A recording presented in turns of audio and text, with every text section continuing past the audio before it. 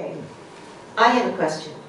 It requires a one-number answer. That's it. You're allowed one number. We're a city of 180,000 people. How many total city council people should we have? John? One number. That's it.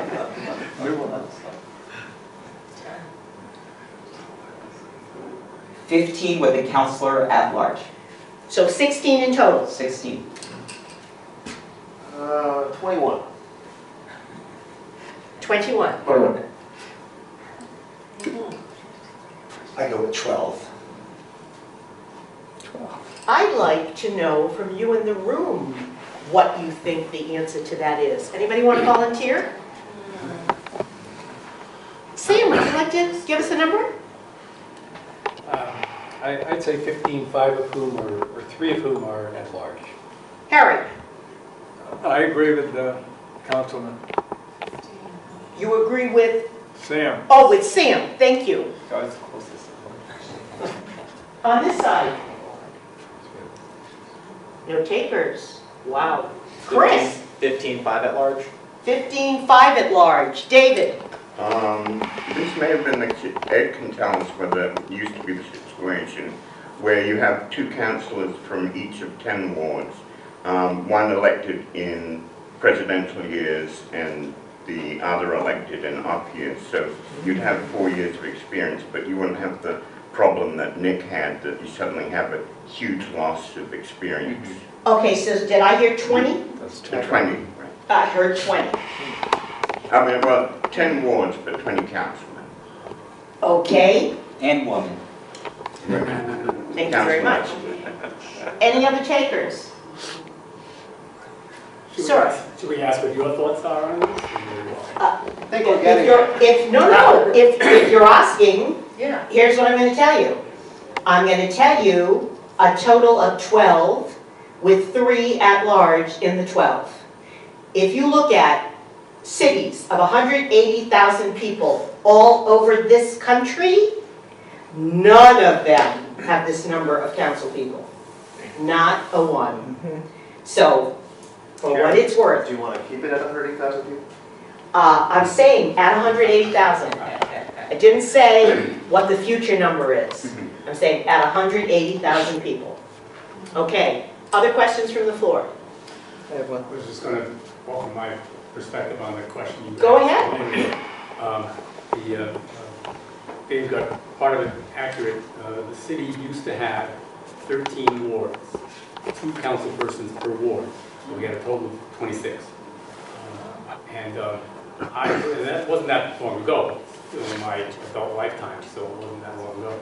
And I kind of like the idea of having 2 per ward because, you know, if you were not all that excited about one, you know, you had a good shot of being, you know, More excited about the other? one. And you know, if you want to have a conversation about one issue or another, you know, you felt more comfortable with one than the other. Whereas right now, if you have just 1 per ward, you know, you're sort of locked in. But you voted for that person, I hope, And to so, get that one well, vote. obviously, well, I voted for some that didn't win. So my point is that I like the idea of 2 per ward. The only question is how many wards.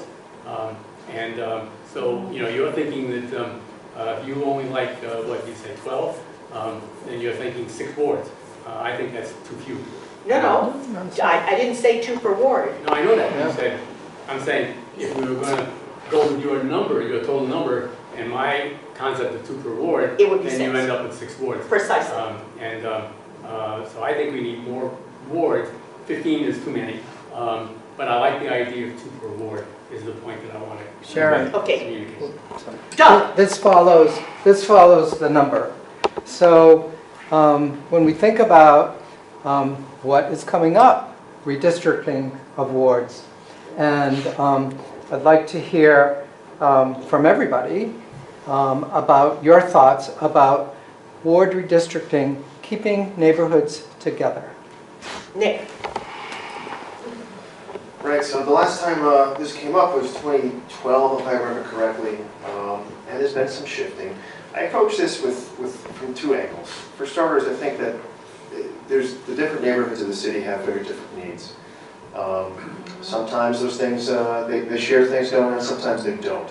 So it doesn't make sense to put, just for example, since this is a Ward 1 issue, does it make sense that the highly urban dense downtown is in the same ward as a very suburban feeling Fox Point? I don't know, that's a conversation we should ask. The needs, especially in development, are different. So how do you serve two things? Well, you make a plan and you stick to it. You talk about things like the comprehensive plan and smart development. But, you know, it's a very good question. So if that's where you're coming from, should we split disparate needing neighborhoods assigned? Or would you like to provide some more color for that Is too? that a question? Yeah, exactly, right. Well, for instance, the Elmwood neighborhood is cut in two, Right. two different wards. Ward 11 starts at the Bay and goes all the way to Route 10 on a triangle, a long, long triangle, through several different disparate neighborhoods.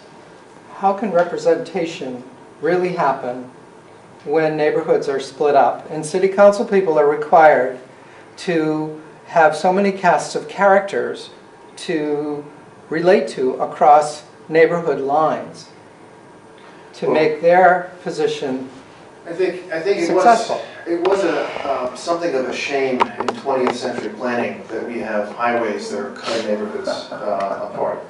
How do we deal with it now that we have to live with highways? I mean, certainly in future road planning we can try to work that in, but I'm not sure I totally agree that, just for example, a ward that splits up the West End and Onlyville into two wards is somehow better for either one of them.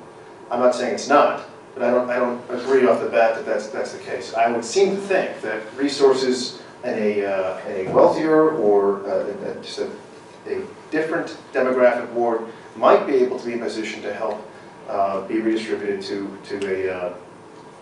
the needs in another part of the same ward. So can you do that with the same ward? I think that person will be intimately aware of both the resources and the needs. Maybe.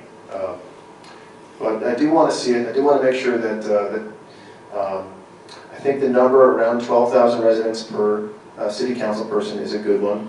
I think that works at the State House. This house is just a little bit more, but it seems to be a functioning number. Other than that, yeah, I mean, it's got to be a fight for sure about redistricting, but we got to keep it fair. We got to keep our shifting demographics in mind, and then most importantly, we got to plan for something that's going to work for the future and not isolate something into a future of blight. I'll be very quick so that John can have more time. My quick answer here is that I like the idea of representing a ward that has varying types of residents in it who have varying needs. I don't really want to see this as we cut it and carve it out so that everyone I'm representing kind of has the same kind of needs. I like it. I think it's inclusive, and I think it's a way for me to have to understand more than one just particular needs of a group that has been divided geographically into living socioeconomically into a way that adheres best only for their needs. So I would like to actually keep it where we are representing a multitude of different types of residents within a ward. I would agree. I think we have to look at the historical implications of redlining, and we have to look at how those systemic inequities that have existed in our city for a very long time have had implications on the people who essentially live in those communities. So if we really study that issue and also look back at the history, I think that can help us really inform our decision making moving forward. Our videographer has a question. Well, I just wanted to add something about redistricting. The Common Cause is working on that issue now, and they're talking about this year being very different from past years because computers have caught up to the point where average everyday people can now go online and start looking at the way to redistrict.